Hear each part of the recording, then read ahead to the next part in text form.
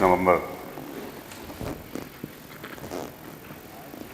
एक प्रार्थना पत्र न्यायालय में दिया जाता है, जिसमें संभल में स्थित शाही जामा मस्जिद को सर्वे के लिए कहा जाता है कि इसमें हम सर्वे करना चाहते हैं। अध्यक्ष जी, सर्वे की रिपोर्ट उस दिन दी गई, सर्वे उस दिन किया गया। अदालत ने उसी दिन ही सर्वे तय कर दिया और उसी दिन ही 2 घंटे के अंदर पूरी प्रक्रिया कर सारों को संभल भेज दिया। संभल में जब इसकी सूचना हुई तो संभल की जामा मस्जिद की जो कमेटी थी, संभल में जो मौलानाओं की और जामा मस्जिद के सब कमेटी के लोग ने उस जो कमेटी आई थी सर्वे करने के लिए उसको सहयोग किया, पूरी तरह से सहयोग किया और आसानी से सब कुछ समाप्त हो गया। और समाप्ति होने के बाद जैसे ही वो चले, उन्होंने जय श्री राम के नारे लगाने लगे, जिससे समाजवादी पार्टी नहीं पूरा संभल इसके ऊपर आक्रोशित हो गया। मगर फिर भी शांत रहे, तो चले गए। एक दिन फिर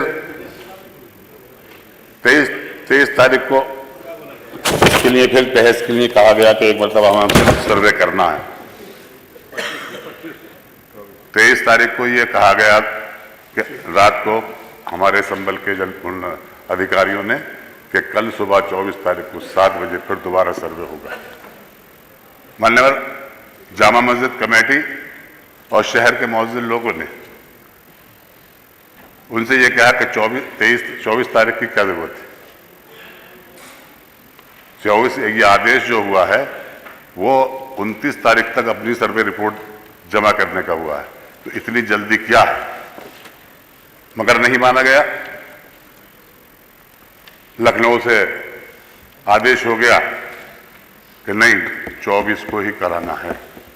24 को क्यों कराना है? क्योंकि 23 के अंदर रिजल्ट आया। 23 के अंदर रिजल्ट आया कुंदर की विधानसभा का।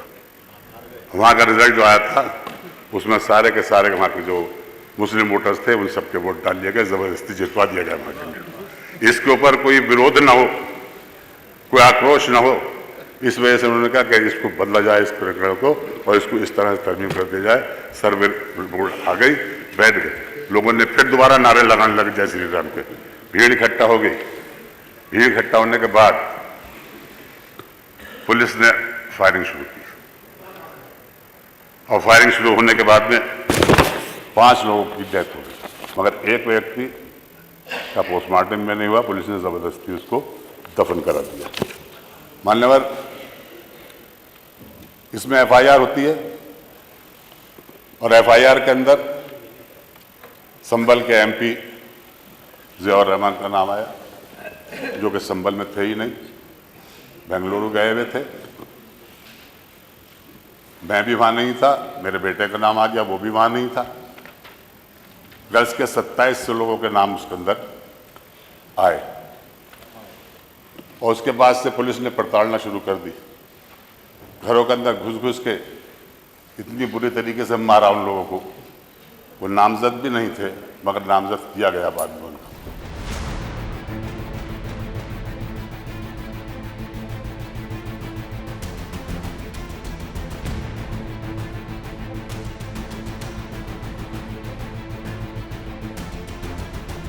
हर व्यक्ति जानता है कि माननीय न्यायालय के आदेश पे सर्वे का कार्य हो रहा था और सर्वे हो रहा था।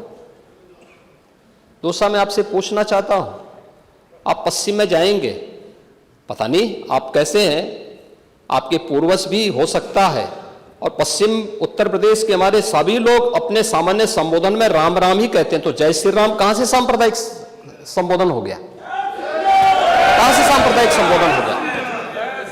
हमारे यहां हम जपते हैं, राम ही राम बोलते हैं, मिलते हैं, राम राम का संबोधन होता है,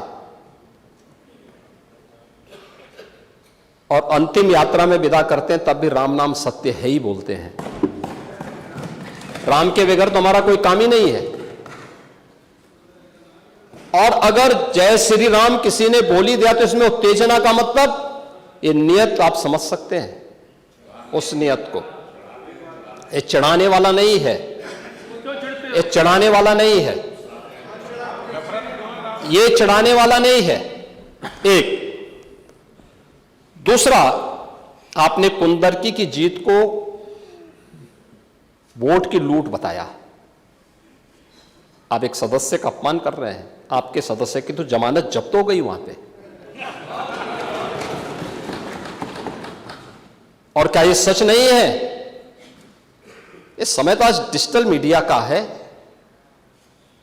वहां का पठान, वहां का शेख सब कह रहे साहब हमारे पूर्वज तो हिंदू थे और आप भी, आपके पूर्वज भी हिंदू थे। क्या ये सच नहीं है? और क्या ये सच नहीं है कि देशी और विदेशी मुसलमानों की आपसी भिड़ंत है जो वर्षों की लड़ाई को लेकर के वहां चल रहा है? आप लोग सच पे पर्दा डालने का प्रयास कर रहे हैं, लेकिन एक चीज जरा नोट करना कि सूर्य को, चांद को और सत्य को बहुत देर तक छुपा कोई नहीं सकता है, और सत्य जरूर सामने आएगा।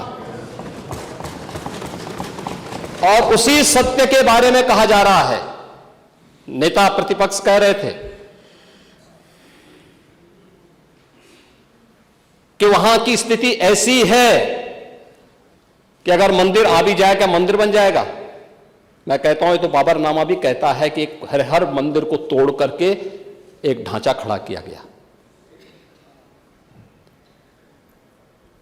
आप तो एक श्रेष्ठ ब्राह्मण कुल में आपने जन्म लिया है। आप तो भारत के पुराणों की परंपरा पर विश्वास करते हैं। हमारा पुराण भी इस बात को कहता है कि भगवान विष्णु, श्री हरि विष्णु का 10वां अवतार संबल में ही होगा, उसी संबल में होगा।